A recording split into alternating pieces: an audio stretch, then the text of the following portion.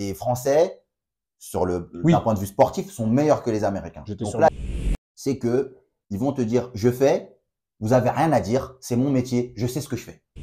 Qu'est-ce que ça va laisser comme trace 10 ans plus tard? Rien. Le joueur qu'en National 2, il a oublié qu'il a gagné contre. La dépression, c'est pas un truc de faiblard en fait. Là, on a tendance à dire, ouais, mais c'est une baltringue. Vous êtes sur Mode Athlète, l'émission qui explore la face cachée de la performance sportive, racontée par tous les acteurs qui la vivent, tous les acteurs qui la créent et tous les acteurs qui la façonnent. Et tout ça à travers des anecdotes inspirantes, mais surtout authentiques.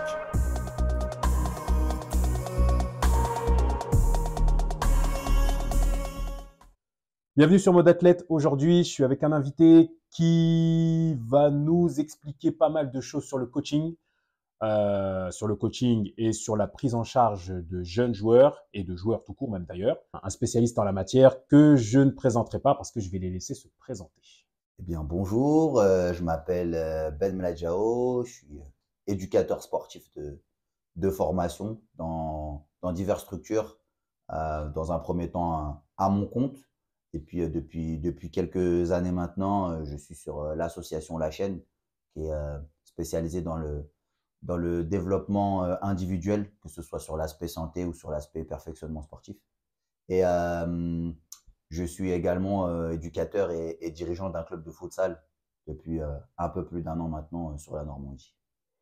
Ok, donc on va rentrer dans le détail, on va tout aborder, le coaching, la prise en charge, la relation avec les parents, les études, les connaissances théoriques sur les jeunes joueurs. Donc j'aimerais, moi, avoir ton expertise là-dessus, comment tu gères une structure, les défis auxquels tu es relevé, la relation avec les clubs, surtout ça, on va l'évoquer, c'est un petit peu piquant, donc ça m'intéresse pas mal. Ok.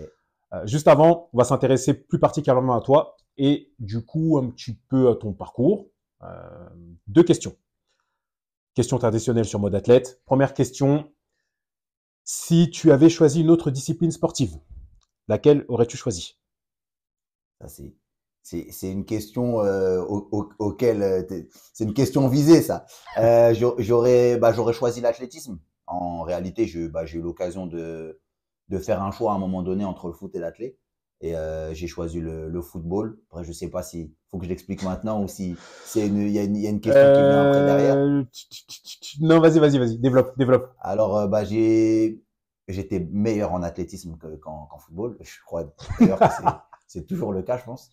Mais à un moment donné, à 15 ans, il y a eu un choix à faire parce que je pouvais pas m'investir dans les deux en même temps à fond. Parce que Ouais. je voulais aller le plus loin possible dans le sport lequel je pratiquais. Et l'athlé, c'était beaucoup de sacrifices pour peu de récompenses. C'est-à-dire que l'athlé, tu t'entraînes 6 mois, tu as une course qui dure 10 secondes ou 20. Et Mm.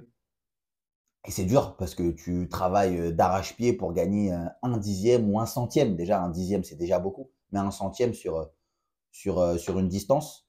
Et il y avait aussi ce facteur-là où l'athlétisme, c'était une discipline qui rapportait pas d'argent Ouais. et qui nécessitait beaucoup d'investissement par rapport à l'argent que tu pouvais gagner. Donc, moi, je voyais les mecs qui étaient en équipe de France et ainsi de suite, ils avaient un taf. Je me disais, c'est pas possible d'être performant dans ces conditions-là. Et en tout cas, à cet âge-là, c'était trop dur pour moi et je voyais pas de projection. Alors que le foot, je voyais très vite des mecs qui jouaient au niveau régional et qui gagnaient de l'argent, qui prenaient du plaisir. Non pas que je prenais pas de plaisir dans l'athlétisme, mais les compétitions étaient trop rares. Il y avait des Mm. compétitions tous les 3, 4, 5, 6 mois. Voilà, ça c'est les gros délais, mais globalement, au foot, à titre de comparaison, t'as une compétition toutes les semaines. Des fois, Ouais, tous les week-ends, quoi. tous les week-ends, Mm. t'as un match. Des fois, Ouais. tu en as 2 par semaine. Tu as un entraînement tout le temps, tu es dans la confrontation tout le temps. Je veux dire, tu es tout le temps dans l'opposition. Euh, Tu vas à l'entraînement, tu es dans une équipe, tu joues contre une autre équipe, et le lendemain, ce sera la même chose que tu joues pas le match. À l'athlé, c'est toi contre toi. Tu arrives, l'échauffement, on dit, allez, 5 km, tu vois, putain, l'échauffement, tu vois. C'est dur. Mm. Quand il fait froid, c'est dur. Mais est-ce que c'est pas, excuse-moi de te couper, mais justement, est-ce que c'est pas ce que certaines personnes recherchent justement à travers ce sport-là, tu vois? C'est possible, vraiment c'est possible. Et moi, en tout cas, à cette époque-là, je n'étais pas prêt à faire tous ces efforts-là pour Ouais. aller nulle part, surtout. Parce que de toute façon, tu voyais la différence quand tu faisais de l'athlé. Tu arrivais et peut-être que tu étais avec des mecs qui étaient très forts dans leur discipline et tu te changes dans un vestiaire, tu es sur le côté. Alors que les footballeurs, ils arrivent, ils jouent au niveau régional ou départemental. Mm. Ils ont 4 vestiaires, ils ont tout le terrain, alors que les mecs, ils sont pas forts, tu vois. Et tu te dis, Mm. mais attends, est-ce que c'est pas moi l'idiot dans l'histoire hein, à essayer de m'entêter dans un truc où il faut être le top, dans le top 10 mondial pour Ouais, gagner sa vie, ouais. alors que au foot, tu es dans le top 1000, tu gagnes de l'argent, tu vois. Euh, voilà, donc j'ai fait Ok. ce choix-là et j'ai surtout été marqué par un événement, c'est Usain Bolt qui s'entraîne 4 ans et qui arrive en finale et qui fait un faux départ. Je me Ouais. dis, waouh, Ah ouais, ouais, ouais, il ouais, est reparti pour 4 ans. ouais. Il a attendu cette course, il y a 10 secondes. Et sur la première seconde, il fait faux départ, il va pas courir. Je me dis, mais attends, mais c'est pas possible. C'est vrai que vu comme ça, la perspective quand même, elle est démotivante quand même. Ah, C'est vrai que vu complètement. comme ça, on va continuer là-dessus et je vais te demander de citer un événement un événement sportif, pardon, que tu considères comme historique. En réalité, je vais reprendre l'exemple du Usain Bolt. C'est pas le même, parce que là, je parle du faux départ de Usain Bolt. Mais 4 ans plus tôt, bah, il bat le record du monde, 9,58 sur le 100 mètres. Mhm. Et c'est impressionnant parce que tu as l'impression que le gars, il est pas à fond. Ouais, Et, ouais, et j'ai trouvé ça marquant aussi parce que en réalité, toute la planète est en train de regarder un événement qui dure 10 secondes. Ça me fascine de voir ça et de voir bah, tout ce spectacle et en réalité la capacité qu'a un humain à pouvoir écraser les autres sur une performance sportive. Et là, mhm. jusqu'à aujourd'hui, ce record, il n'a pas été Bien égalé. sûr, bien Et sûr. souvent, on se dit, bah, avec les années, la technologie, les entraînements vont faire que. Et le mec, il a mis la barre tellement haut que je ne sais pas vraiment, même si aujourd'hui, est-ce que ce record-là, il va être battu un jour.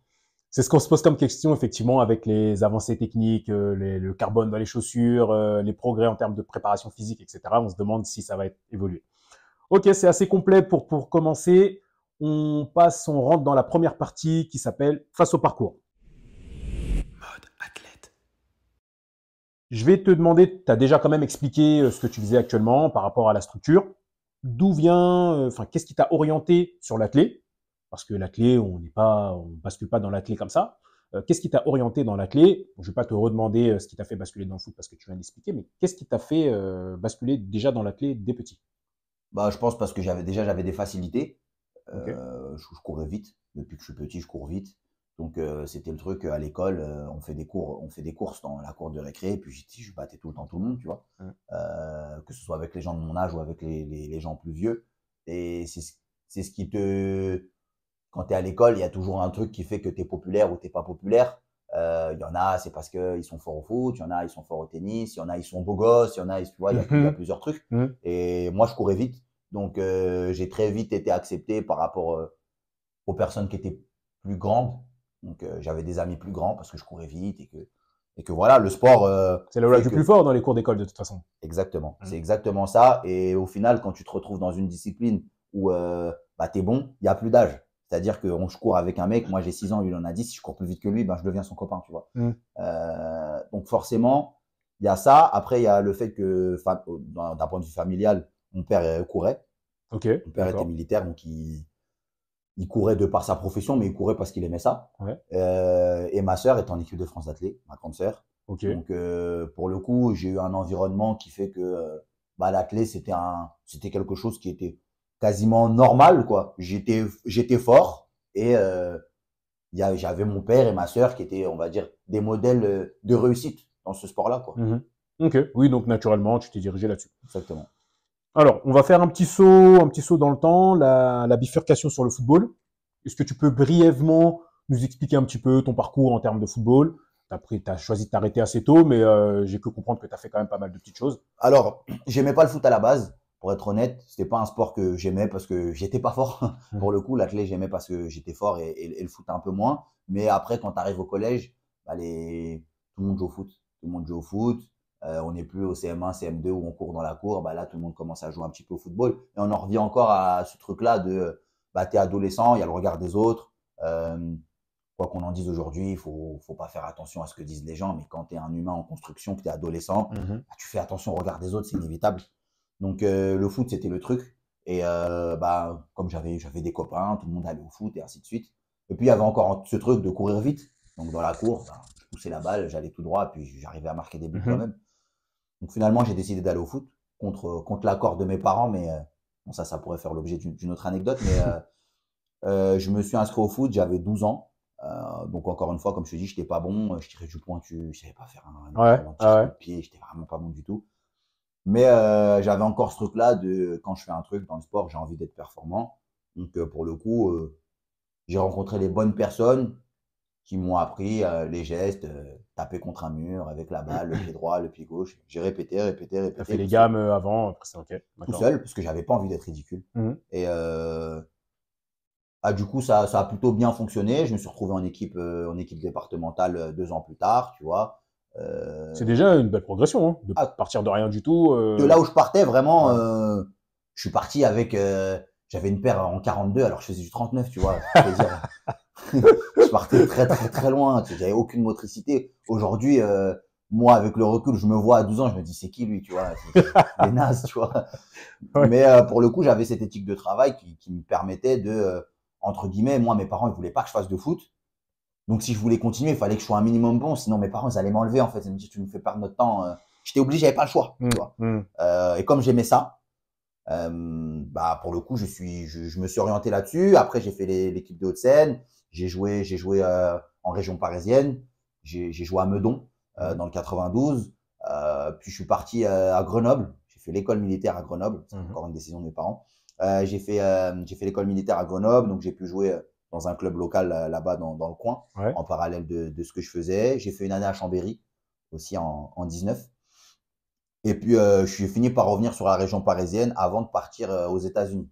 Là, OK. j'ai eu la chance de OK. pouvoir partir aux États-Unis pour jouer au foot. Alors, la question qu'on pose souvent, c'est est-ce que les Américains ils sont nuls au foot? Hmm.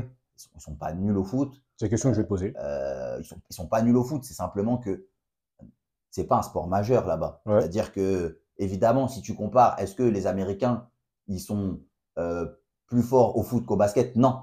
Évidemment qu'ils sont plus forts au basket qu'ils ne le sont au foot. Bien sûr. Mais l'Amérique, c'est 300 millions d'habitants. Donc, alors peut-être qu'il y a 250 millions qui sont nuls, mais les 50 millions qui restent, quand je grossis les chiffres, ils savent jouer au foot. Bien sûr. OK. Après, il y a une culture qui n'est pas axée sur le foot. C'est un sport qui est orienté plutôt filles aux États-Unis à la base.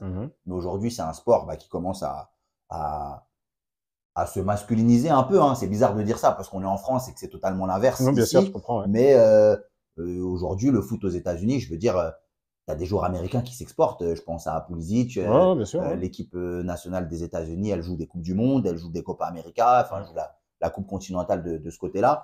Donc, c'est pas autant concentré et développé qu'en France, mais il y a quand même un certain niveau. Moi, quand j'y suis allé, il y avait des mecs qui avaient joué ici en Ligue 1, en Ligue 2, qui commençaient à partir en MLS. Tu avais des mecs de national qui allaient jouer dans le championnat universitaire. Donc, ça a commencé à être quelque chose de sérieux. Par contre, c'est sérieux. Il n'y a pas… ici, on a des bons joueurs, mais le sport n'est pas forcément hyper sérieux. Ouais. C'est-à-dire que tu peux être un bon joueur et puis te retrouver même en Régional 1 ou en National 3 avec 2 entraînements la semaine, un coach qui est à moitié diplômé, qui travaille à côté. OK. Aux États-Unis, tu n'as pas ça. Comment t'expliques ça? Même si ça ne fait pas l'objet, franchement, d'une… Bon, si je vais quand même te laisser approfondir, mais comment t'expliques que à niveau moindre, il y a plus de sérieux et plus de professionnalisme? Parce que, en fait, la réponse est dans la question, c'est-à-dire qu'il y a plus de professionnalisme. Ça veut dire que les mecs, c'est leur taf, en fait. Tu vois, nous, notre coach à la fac, c'est son boulot. Il n'est pas prof de PS à côté et puis coach universitaire en parallèle. C'est sa profession. C'est-à-dire il est payé pour être entraîneur de l'équipe. C'est-à-dire que son temps, c'est préparer les matchs, préparer les séances d'entraînement. Il a des heures de bureau pour nous recevoir en tant que joueur. Il ne fait pas autre chose. Il n'a pas le cours de badminton à préparer mardi matin. Il est focus là-dessus. Okay. Et ça s'explique parce que ils ont décidé de tout privatiser. Nous, on est sur le public ici. Bien sûr. Alors oui, forcément. Ici, toi, ta licence, tu la payes 150 €. Aux États-Unis, quand tu es au foot, à la fac, tu as un semestre qui va te coûter peut-être aller à minima 30 000 $. Alors évidemment que le mec, il est professionnel et que c'est son métier, mais parce que il y a des sommes qui vont avec.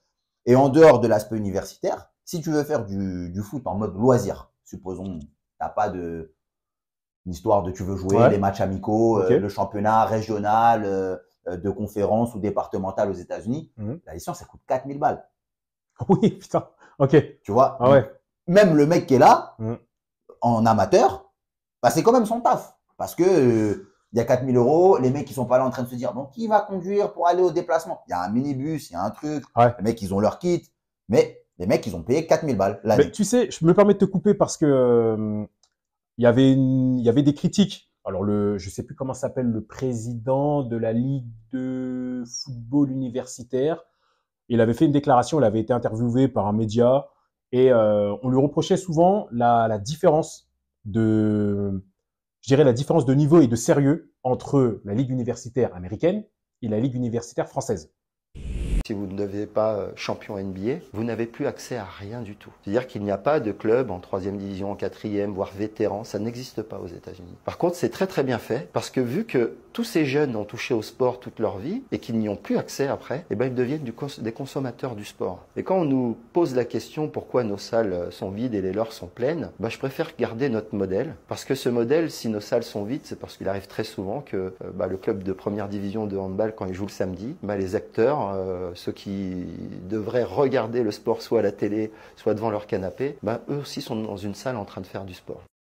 Donc là, se pose la question de savoir ce qu'on veut. Est-ce que on veut uniquement privilégier la performance et du coup tout pour l'argent parce que quand on met l'argent, on a la performance, ou alors on permet à tout le monde, et c'est un peu l'état d'esprit français, on permet à tout le monde de pouvoir pratiquer. Pour toi, où tu te situerais sur ces deux aspects-là? En fait, c'est complexe parce que en réalité, quand tu prends le sport universitaire en France et tu prends le sport universitaire aux États-Unis, si on prend l'aspect foot, Ouais. on va parler du foot parce que si on parle du basket, il n'y a pas Ouais, photo, bien sûr, par exemple. bien sûr, bien sûr. Évidemment que le niveau de jeu universitaire français, il est plus élevé que le niveau de jeu universitaire américain, dans sa globalité. D'accord. C'est une réalité. Les joueurs sont meilleurs. Tu veux dire américain est mieux que français? Les Français sont meilleurs que les Américains d'un point de vue potentiel au foot. Ah, d'accord, ok. Ah, au foot, oui, pardon. Si on parle de football, oui, excuse-moi. les Français, Oui. d'un point de vue sportif, sont meilleurs que les Américains. J'étais Donc sur là, le il y a basket, un décalage forcément entre le niveau de professionnalisme aux États-Unis et le niveau des joueurs. Parce que, je veux dire, en réalité, si on devait se jauger par rapport au niveau, c'est les Français qui mériteraient d'être professionnels parce qu'ils sont meilleurs intrinsèquement, tu vois. C'est pour ça que je dis ne pas comparer avec le basket parce que le championnat de basket universitaire américain, il n'y a pas photo avec le championnat français. Ils sont plus forts, les mecs. Là, ils méritent ce qu'ils ont et ainsi de suite. Bien sûr. Mais en France, on a fait le choix de, comme tu dis, tout le monde peut avoir accès à. Et c'est bien en un sens parce que c'est une politique, on va dire, solidaire, plutôt communiste, tu vois, où on se dit, peu importe mon niveau, il y a l'égalité des chances et ainsi de suite. Mais en même temps, on nage un peu dans l'eau tiède parce que le mec qui est fort, il est confronté avec des mecs qui sont pas forcément bons puisqu'il s'est ouvert à tout le monde, tu vois. On s'est tous retrouvés dans un club où tu te dis, comment c'est possible que moi je me retrouve dans la même équipe que ce gars-là, tu vois. Ouais, bien sûr. Il est super fort, moi je suis super nul, ou l'inverse. Nous on est fort, lui il arrive, il sort de nulle part, il est là, qu'est-ce qu'il fait là, tu vois. Aux États-Unis, tu as moins ce truc-là parce que il y a une barrière à l'entrée. Il y a une barrière à l'entrée, effectivement. Il y a une barrière à l'entrée qui est financière de 1. Et la deuxième, elle est sportive. Parce qu'on pourrait se dire, oui, mais d'accord, mais c'est parce que tu as de l'argent que tu es dans cette équipe. Non, parce qu'à un moment donné, tu peux avoir de l'argent. Il y a une sélection quand même sur le plan sportif. Si tu as de l'argent, tu payes pas ta place dans l'équipe. Tu vas payer ta place à la fac, mais ta place dans l'équipe de foot, tu dois la gagner, tu vois. Bien sûr, bien sûr. Donc, si je devais faire un choix, ce serait celui des États-Unis parce que pour moi, c'est celui qui te donne le plus d'opportunités de devenir professionnel. Parce que moi, je me posais pas la question. Pour le coup, j'ai eu la chance de faire les deux. J'ai fait le circuit universitaire en France et après, je suis parti aux États-Unis et je suis revenu après même dans le circuit universitaire français. Tu te poses pas la question de je vais rater tel cours pour aller à l'entraînement et ainsi de suite. Moi, je me rappelle que les entraînements universitaires en France, c'était sur la pause du midi, tu vois. En gros, tu as choisi de faire un truc en plus. Ça te donne aucune opportunité de pouvoir te projeter de manière optimale sur une performance. Bien sûr. Et derrière, tu fais du foot au niveau régional ou potentiellement national. Tu as entraînement après les cours. C'est-à-dire que tu finis à 17h, 18h. Après, tu vas à l'entraînement. En fait, quand on y pense, il y a un non-sens, tu vois. C'est pas possible. C'est vrai. Aux États-Unis, ton emploi du temps, il est fait pour que tu puisses aller à l'entraînement. Ça veut pas dire qu'on met les cours de côté, hein. Parce que j'avais cours et ainsi de suite. Bien sûr. Mais tes entraînements font partie intégrante de ton emploi du temps. C'est pas un truc en plus. Tu vois. On optimise en fait ta pratique avec les cours. Il y a une optimisation de la perf où on peut permettre de suivre ta scolarité et de t'entraîner en même temps. Complètement. Tu as un match mercredi, tu as cours mercredi, tu vas au match. On va en parler justement de ça parce que c'est un problème quand même qui est récurrent, qui est de plus en plus abordé par les éducateurs. Et justement, on bascule dans la seconde partie où on va s'intéresser à ta structure. Ok. Mode athlète. Dans les coulisses, donc, tu es président de la structure La Chaîne. Oui. Est-ce que tu peux la présenter brièvement dans un premier temps? Alors, l'association La Chaîne, c'est une association déjà, Ouais. qui a pour but d'améliorer la qualité de vie des gens en utilisant l'activité physique comme principal levier. Donc, c'est hyper large comme porte d'entrée, mais en gros, c'est d'utiliser le sport pour améliorer quelconque aspect de ta vie, que ce soit santé, que ce soit perfectionnement, que tu veuilles simplement être mieux dans tes baskets ou que tu veuilles devenir professionnel de ta discipline. Voilà, c'est une porte d'entrée qui permet de pouvoir se rencontrer. Et pour le coup, ben, là, on est sur un modèle plutôt français qu'américain. C'est que la porte, elle est ouverte à tout le monde, à condition d'avoir une motivation et une envie de bien faire. C'est le socle commun. L'association, elle a deux volets. Elle a un volet vraiment sport-santé Ok.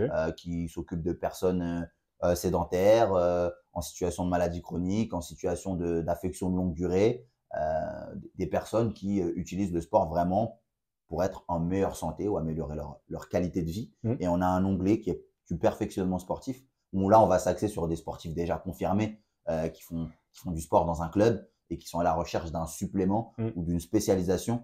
C'est un peu comme le même principe que les cours particuliers. J'ai des difficultés en maths, je vais prendre un prof particulier de mathématiques pour pouvoir… Voilà, donc l'idée, c'est d'en faire des super sportifs. Alors, je vais retenir ta dernière phrase. Prendre des cours particuliers. On va y revenir justement sur ça.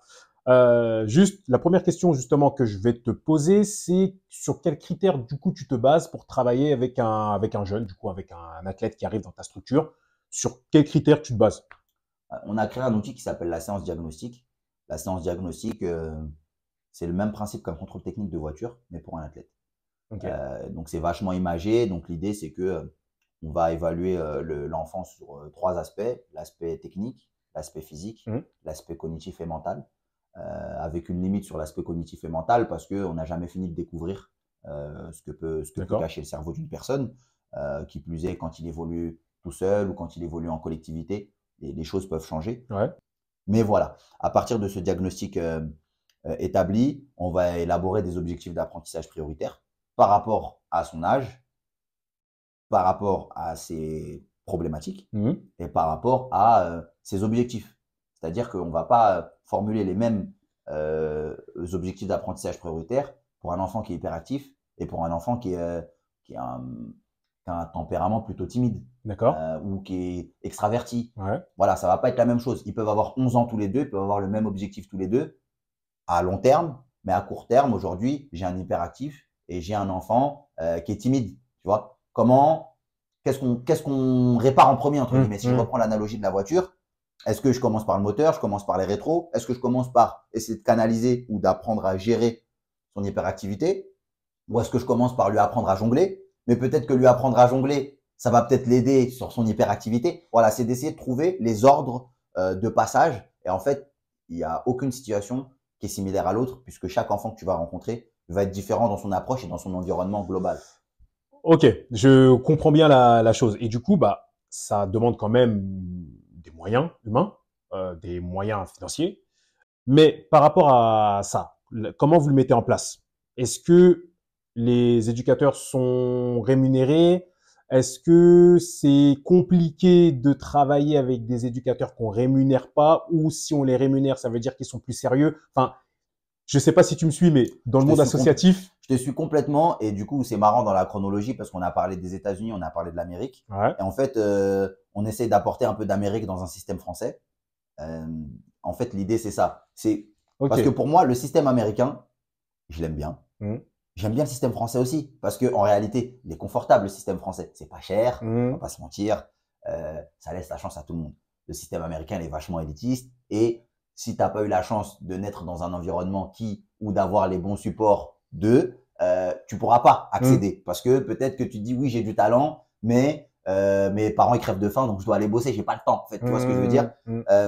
Et en fait, c'est d'essayer de pouvoir avoir un mélange de ces deux systèmes-là. Parce que nous, notre idée, c'est de pouvoir rendre accessible financièrement une prise en charge de qualité. En gros, les services américains avec les prix de la France. C'est ambitieux, là. C'est l'idée. en tout cas. C'est ambitieux, clairement, mais c'est l'idée. C'est de, si j'imagine davantage, c'est les services d'un hôtel 5 étoiles pour les prix d'un hôtel 3 étoiles, tu vois. J'ai bien compris l'idée, mais est-ce que, sans langue de bois, c'est viable sur le long terme? Là, alors, je parle pas forcément que financièrement. Je parle aussi en termes de qualité des éducateurs. Alors, bien sûr, le gros pari dans tout ça, c'est de réussir à maintenir à rendre accessible financièrement, c'est faisable. Bien sûr. Après, c'est la qualité.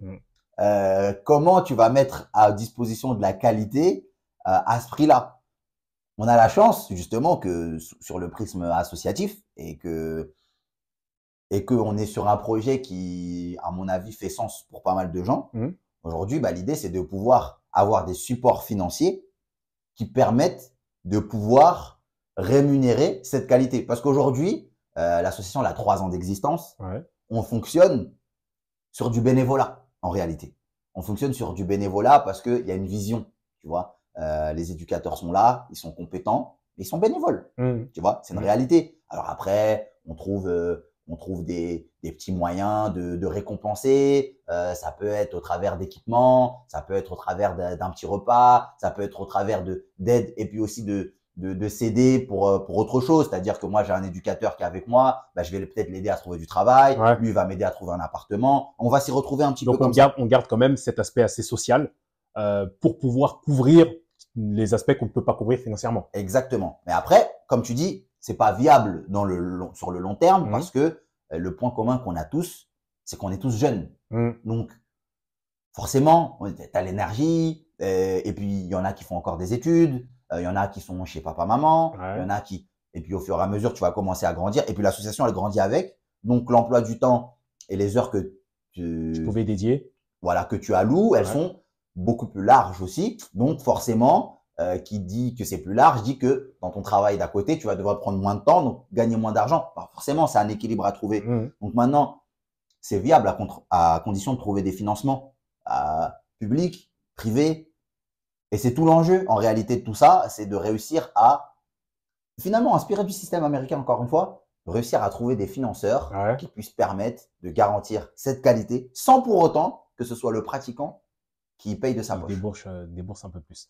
Ok, je vois. Effectivement, on met le doigt sur quelque chose d'épineux parce que c'est le nerf de la guerre du système associatif, de qualité surtout. Donc, j'ai compris en espérant que du coup, vous puissiez trouver des financeurs pour garantir tout ça. N'hésitez pas si vous avez besoin. Je pense que le lien, il sera en dessous. Cliquez, envoyez-nous un message. Si vous avez un petit million à faire passer, nous, c'est avec plaisir. On passera le message. Je reviens plutôt sur le nerf de la guerre, au niveau associatif, sur la qualité de prise en charge. Et j'ai cru comprendre, donc, dans la structure que vous ne faisiez pas que du football. Il y avait aussi, donc, du théâtre, de la cuisine, la gestion des émotions, etc. C'est vrai. Tout ça, c'est super. C'est super parce que c'est un panel très large qui permet d'avoir une prise en charge complète. Mais moi, je me dis quelque chose. Je pense que je suis pas le seul. Je me fais l'avocat du diable. Volontairement, on met les pieds dans le plat. Volontairement, on est là pour ça. Je me fais l'avocat du diable. J'ai un enfant. Je veux qu'il performe dans le football. Je l'amène dans une structure pour qu'il soit performant au football. J'arrive le mercredi après-midi et je vois qu'il fait de la cuisine. Je tombe des nues. Qu'est-ce qui se passe? Je me dis, qu'est-ce qui se passe? Est-ce que vous avez été confronté à des parents qui ont été réticents, qui ont dit, qu'est-ce qui se passe? Je veux qu'il fasse 50 jongles. Et en fait, il apprend à faire un gâteau à la pomme. Qu'est-ce qui se passe? Donc, est-ce que vous avez été confronté à ça et est-ce que tu as quelque chose à nous dire par rapport à ça? Non, finalement, c'est vrai que on pourrait dire que c'est piégeux parce que tu te dis, on m'a vendu le ballon d'or et je me retrouve avec une spatule en train de faire des tiramisu, tu vois. Mais en fait, l'idée, c'est quand un enfant il rentre, on le prend en charge dans sa globalité et il y a des objectifs, bien entendu, sportifs. Mais comme tu le disais tout à l'heure, on est dans l'extension de l'éducation d'un enfant. Donc, c'est aussi de pouvoir lui ouvrir le champ des possibles. Donc, quand je dis avoir une prise en charge de qualité, c'est aussi pouvoir ouvrir le champ des possibles. C'est-à-dire qu'aujourd'hui, le gamin, il arrive, il veut être footballeur professionnel, il veut être athlète professionnel, basketteur professionnel, peu importe. Il rentre dans un domaine qui n'est pas certain. Et quand on prend les statistiques, en réalité, il est loin d'être certain. Donc, est-ce que tu seras footballeur? Pas sûr. il y a plus de chances que tu ne le sois pas que tu ne le sois d'ailleurs. Mhm. Ça ne veut pas dire qu'il faut se brider, mais ça veut dire aussi que ce gamin-là, il a une passion pour quelque chose.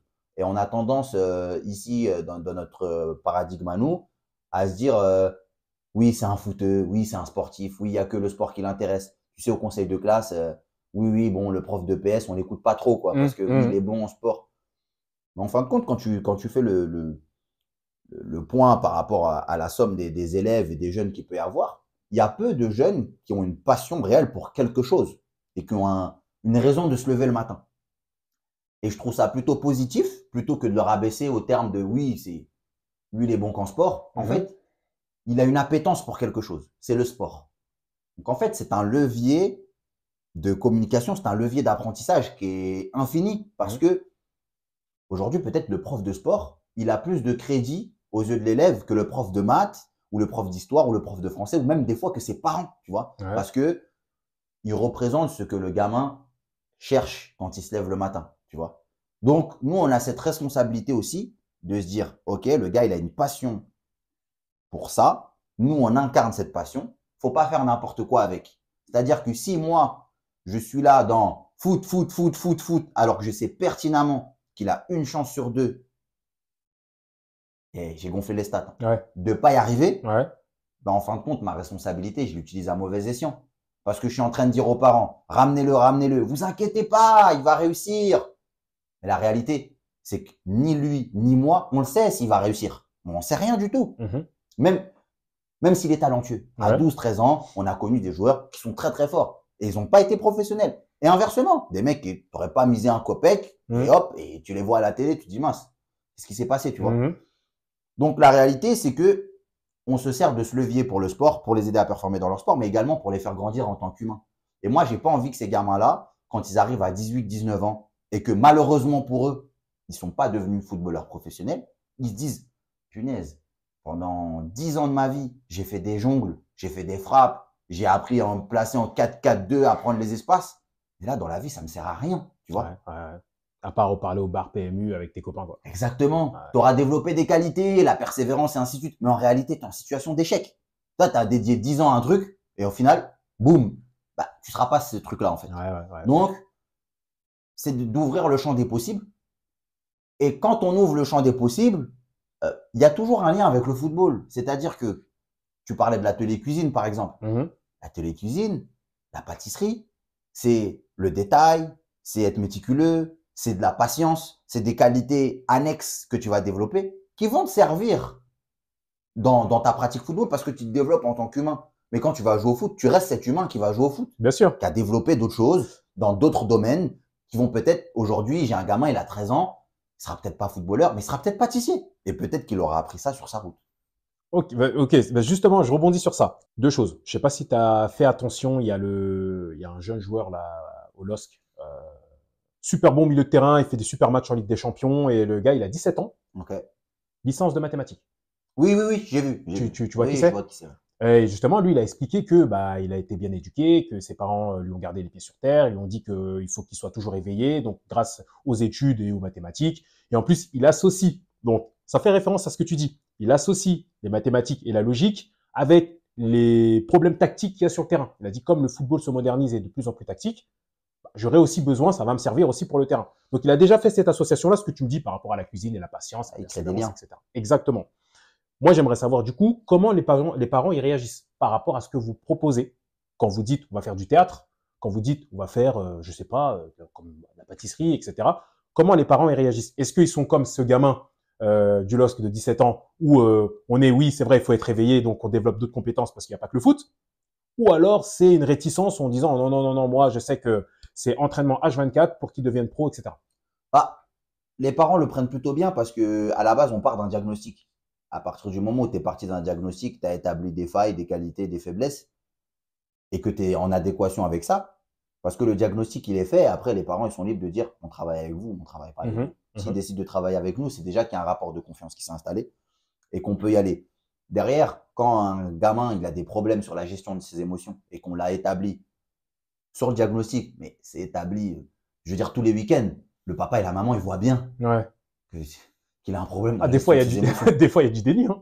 Des fois, mais en tout cas, à partir du moment où c'est dit et c'est établi, Ouais.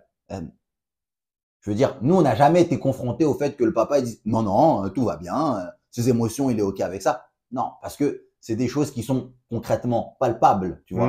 Quand le gamin, il perd et qu'il met une balayette à l'autre, bah, je veux dire, c'est observable. Ouais, c'est concret. Tu vois ce que Ouais, je veux ouais, dire? c'est concret, c'est concret.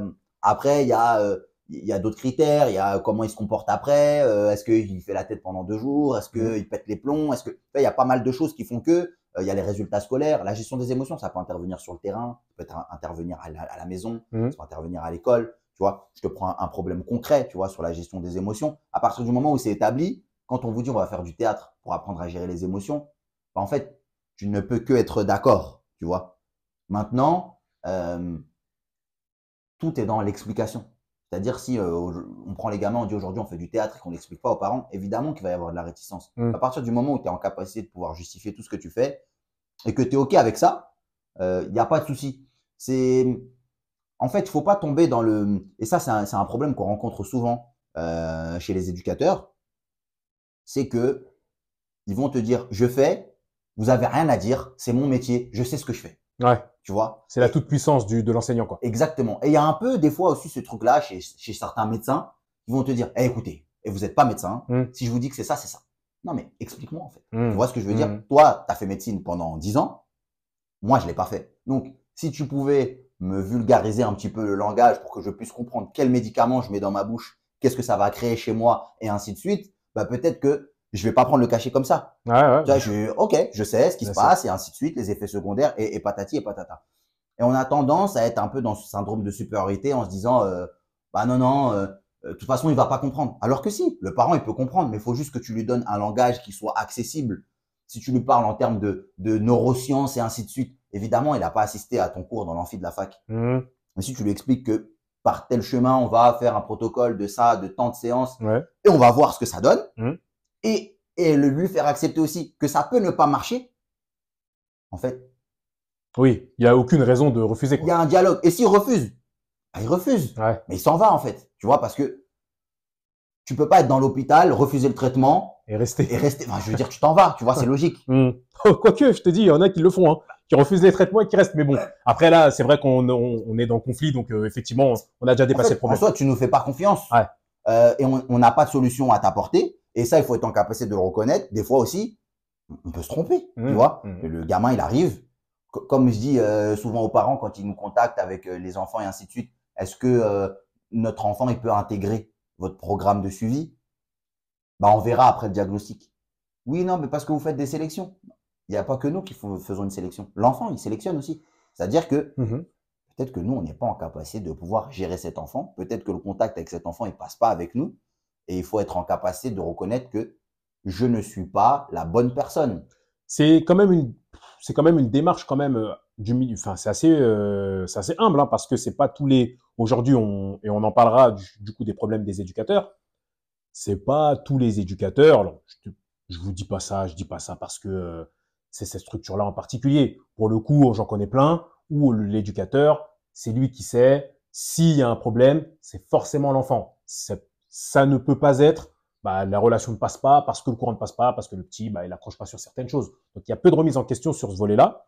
Et effectivement, comme tu dis, bah, si on arrive à se dire, OK, donc la solution, enfin, le problème, c'est peut-être moi, peut-être ça passe pas parce que ma pédagogie ou mon style ne passe pas avec cet enfant, bah, il faut qu'il essaye quelque autre chose. Mais parce que c'est des rapports humains, en fait. Je veux dire, aujourd'hui, t'es une bonne personne. Il y a peut-être une femme autre que la tienne qui est une bonne personne et pourtant, vous n'allez pas vous marier. Vous êtes 2 bonnes personnes, mais il y a ce facteur de compatibilité. Et ça ne veut pas dire que t'es pas bien ou elle est pas bien. C'est juste que ça colle pas, en fait, tu vois. Sûr, bien sûr. Je veux dire, on peut pas faire rentrer un camion dans un garage qui est fait pour accueillir une voiture. Tu vois ce que je veux dire? C'est juste, pourtant, le camion, tu vois. Le camion, il est bien, il n'y a pas de souci, mais. Et voilà, exactement. Ok, je perçois totalement. On va enchaîner parce que là, on va rentrer un petit peu plus dans le vif du sujet concernant les jeunes, même si on y était déjà un petit peu, avec la 3e partie face à l'athlète. Mode athlète. Je vais te poser des questions sur ton sentiment, sur ce qui se passe, le rapport avec les jeunes, pourquoi il y a telle situation, et tu vas me donner ton avis. Donc, la première chose que je vais te demander, c'est de savoir pourquoi. Alors, pourquoi les jeunes footballeurs sont-ils moins sensibilisés par rapport au corps? Parce que, alors, petite anecdote que j'avais exposée avec David Fouquet, sur un joueur de niveau national 2 qui ne savait pas où étaient ses ischios. Quand même, à ce niveau-là, c'est quand même un peu inquiétant, et ça montre la considération qu'ont, alors, je fais pas une généralité, bien évidemment, mais moi, en tant que prépa physique, j'ai été amené à le voir quand même régulièrement. régulièrement dans plusieurs clubs différents. Mm. Donc, comment t'expliques ça, toi? Je pense que c'est une histoire de système, de un. Quand je dis système, c'est que euh, l'accession au haut niveau, elle est basée que sur des compétences, et pas sur des connaissances. Mhm. Après, on est d'accord ou on n'est pas d'accord, hein. Moi, j'essaie juste de l'expliquer en tout cas. Et qu'il n'y a pas forcément toujours cette responsabilité par rapport aux éducateurs de se dire je vais transmettre aux jeunes ces choses-là, tu vois. On s'étire, on gagne du temps, il fait froid, on est pressé d'aller au vestiaire, on fait ce qu'il y a à faire. On part du principe que tout ce qu'on va apprendre, c'est sur le terrain. C'est situation, exercice, jeu. C'est Mhm. quelque chose qui est pas forcément très abordé parce qu'on se dit, il y a le match du week-end, faut qu'on joue, faut qu'on répète techniquement et ainsi de suite. C'est pas, euh, Donc là, c'est pas 30 passes de plus qui vont changer le match du là, samedi. tu es en train de, je me permets un peu de traduire, tu penses que c'est une problématique de temps? Non, je pense que c'est une problématique de priorité Ok. parce que le temps, il existe. Simplement, qu'est-ce qu'on fait de ce temps quand tu as 1 heure et demie de séance? C'est toi qui choisis de faire 1 heure et demie de travail technique et de travail tactique, Mhm. alors que tu pourrais passer une demi-heure à faire du travail théorique. Les éducateurs, ils vont te dire, oui, mais quand est-ce qu'on prépare notre match du week-end? Tu prépares quoi en fait quand il est jeune? Je veux dire, tu prépares une opposition contre d'autres gamins du même âge le Mhm. week-end. Tu perds ou tu gagnes. Je dis pas que tu dois préparer les matchs avec l'ambition de les perdre, parce que ça reste un sport de compétition Bien et sûr. que bien sûr que oui, mais quel héritage tu vas laisser à long terme à l'enfant? Parce que gagner 4-2 contre le village ou la ville d'à côté, qu'est-ce que ça va laisser comme trace 10 ans plus tard? Rien. Le joueur qui est en National 2, il a oublié qu'il a gagné contre PFC ou Mény-Lénard ou peu importe, tu vois. Par contre, tu constates qu'il ne sait pas où sont ses ischios. Tu vois ce que je veux dire? Mhm. C'est Mhm. un problème parce que tu restes en National 2, tu n'es pas professionnel, tu sais même pas ce qui t'arrive. Ça veut dire que tu as mal, tu sais même pas où, tu sais pas ce que c'est, tu sais pas pourquoi, tu sais pas quand est-ce qu'il faut s'arrêter, Mhm. tu vois, quand est-ce qu'il faut continuer, quel est ton seuil de douleur, alors que on parle de ton instrument de travail en fait. C'est comme si tu étais Ah, pilote et que tu n'étais pas en capacité de pouvoir lire les voyants qu'il y a sur ton tableau de bord. Enfin, c'est fou. ouais, ouais, mais l'exemple est plutôt intéressant. Et je vais rebondir sur ce que tu as dit. Tu as dit à un moment donné, c'est une question de priorité. Ok, je suis d'accord avec toi, c'est une question de priorité. Maintenant, vous avez monté une structure, t'es pas la seule structure qui permet justement d'avoir ces priorités-là. Donc, ma question est, on met les pieds dans le plat, comment se fait-il qu'il y ait autant de réticence de la part des clubs pour vis-à-vis pardon de ces structures-là? S'il y a une question de complémentarité, ces structures abordent justement ce que les clubs n'ont pas le temps d'aborder du fait des priorités de compétition, du fait des priorités de la quantité des joueurs. Donc, pourquoi il y a autant de réticence à confier un joueur à un coach individuel ou à une structure de coach individuel? Pour moi, il y a deux facteurs. Le premier, ce sera peut-être pas dans le bon ordre, mais le premier, c'est le manque de confiance. On peut se dire, je vais confier un enfant qu'on a sous notre responsabilité à quelqu'un en qui je n'ai pas forcément confiance, parce que je ne sais pas quelles sont ses compétences. Euh, Parce que des fois, il y a aussi des coachs individuels qui sont pas compétents, tu vois. C'est des Mhm. papas, des mecs qui sortent de nulle part, qui n'ont rien appris, qui savent pas et qui veulent faire des sous. On va pas se raconter d'histoire, tu vois. Mhm. Le deuxième, c'est l'ego. Parce que quand le premier il est passé et que notre structure, elle est digne de confiance, tu vois, on est avec des mecs diplômés, pédagogues, qui ont des compétences techniques, sociales, psychologiques, qui est plutôt rare de réunir les trois. Mhm. Mais il y a quand même de l'hostilité par rapport à notre structure aussi à nous, Ouais. malgré le fait que chacun sait que qui incarne, tu Mhm. vois, tout le monde sait que je suis là, que tel éducateur est là, et ainsi de suite, quel diplôme, leurs compétences, et ainsi de suite. C'est une histoire d'ego. C'est qu'à un moment donné, il y a ce truc-là de l'éducateur ou de l'entraîneur ou du coach privé de dire s'il réussit, c'est moi. Et on Mhm. en revient à ce qu'on disait dans un premier lieu, dans la première partie. Est-ce que tu es il faut avoir une certaine humilité pour se dire, est-ce que tu es en capacité d'accepter que c'est pas toi ou que c'est pas l'enfant, mais que toi aussi tu as une responsabilité. Mais aussi être capable de se détacher. Des fois, nous, en tant qu'éducateurs, on surévalue, on surestime l'impact qu'on a, tu vois. Aujourd'hui, est-ce que y a un mec qui peut dire, mais si c'est moi. Tu vois ce que je veux dire? C'est pas toi, tu vois, c'est lui. Tu l'as accompagné. Tu vois ce que je veux dire? Après, tu vas intervenir à plusieurs degrés par rapport à l'enfant, par rapport à ce qu'il est, par rapport à l'impact que tu vas avoir. Il y a pas mal de choses, tu vois. C'est pas juste place ton pied d'appui comme ça. Ah oui, bah tiens, un jour, j'ai donné un conseil à Messi. Bah regardez, les ballons d'or, c'est moi. Mais non, tu vois, ça se résume pas à ça. Il y a plein de choses, tu vois. Et je pense qu'il y a cette course aussi parce que